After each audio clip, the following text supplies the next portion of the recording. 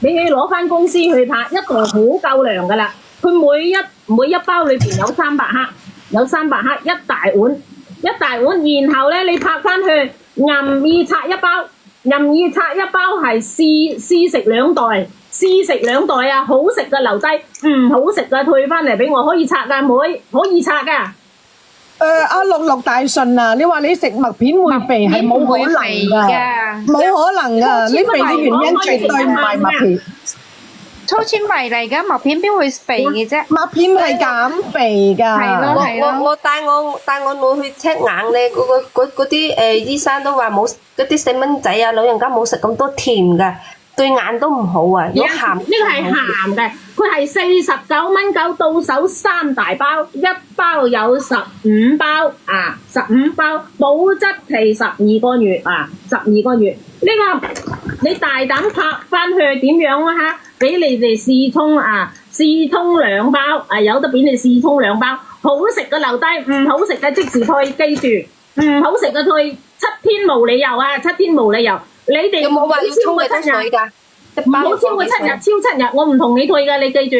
咁啊，所以非常之好呢個哦，我沖俾你哋睇睇，我沖一沖俾你哋睇睇，我沖俾你睇30秒就可以好稀嘅好香，佢嗰種味道啊嚇，佢有鹹有鹹嘅味道，個甜有甜嘅味道，都係好香好香嘅。好好食嘅真係啊！呢個哦，如果用滾水嚟沖嘅話，順便打隻雞蛋落一齊焗，哇，更加好食！哇，就咁樣嗱，就係30秒已經速溶啦。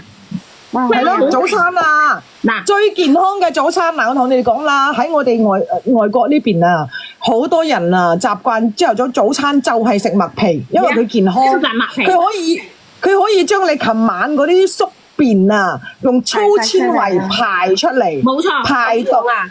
係啦，排毒排纖維，所以朝頭早餐食麥皮係最好嘅，比你夜晚食仲要好。係啊，加可鹽甜嗰啲咧會滯嘅朋友，甜嗰啲麥片咧係啊，我哋係標配嚟㗎。早餐食麥皮，早餐一定要食麥皮係標配，因為真係健康。所以頭先嗰個話食麥皮會肥嗰個咧，肯定你肥嘅原因就唔係麥皮，你唔好賴麥皮，係你自己為食其他嘢食肥嘅。你睇下嗱，我就沖咗嗱幾靚，你睇佢係鹹鹹地嘅。